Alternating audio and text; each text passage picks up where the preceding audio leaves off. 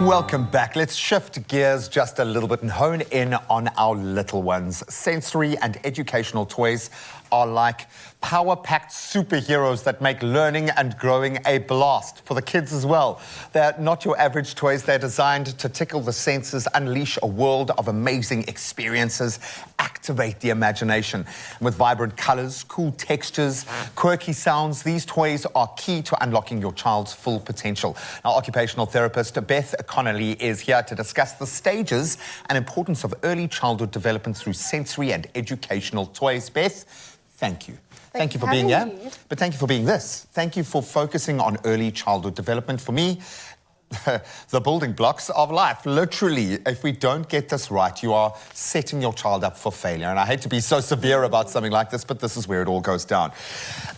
It's an interesting space to play in and a lot of fun if you fully embrace it.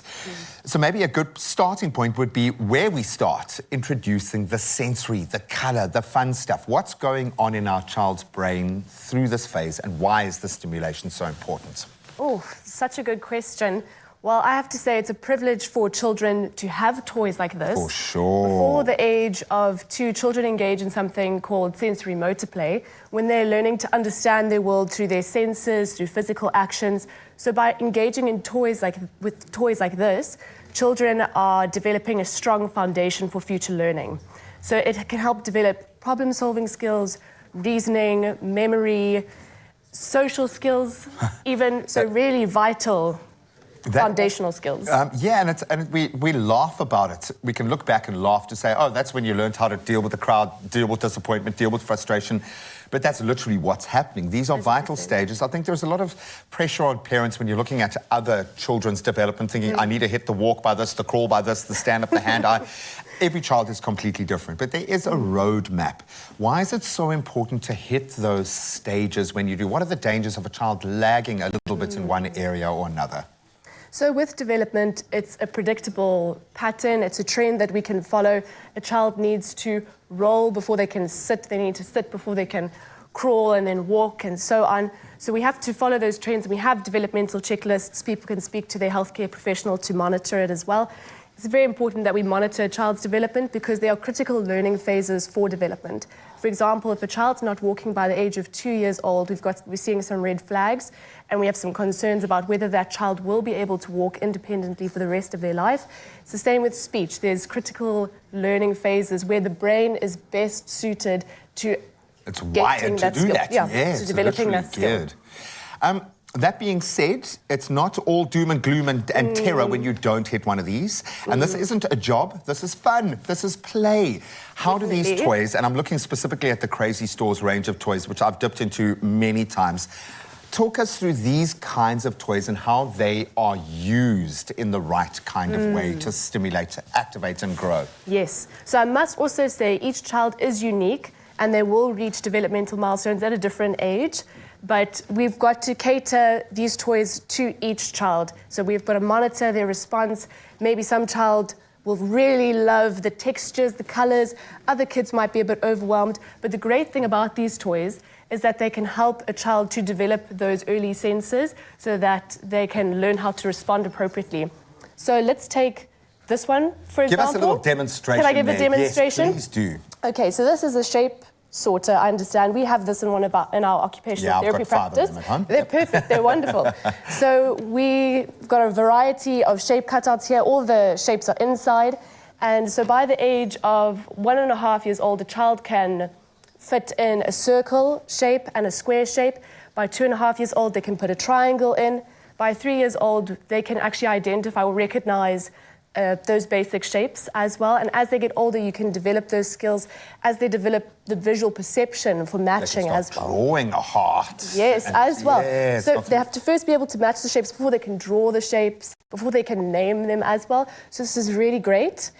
And that's waking up like the left and the right side of the brain as they're working and the problem solving. I absolutely love that. Why do we like to bash things? Why do we love to hammer and bash things and make as much noise as possible when we're little? Early frustration tolerance development, maybe.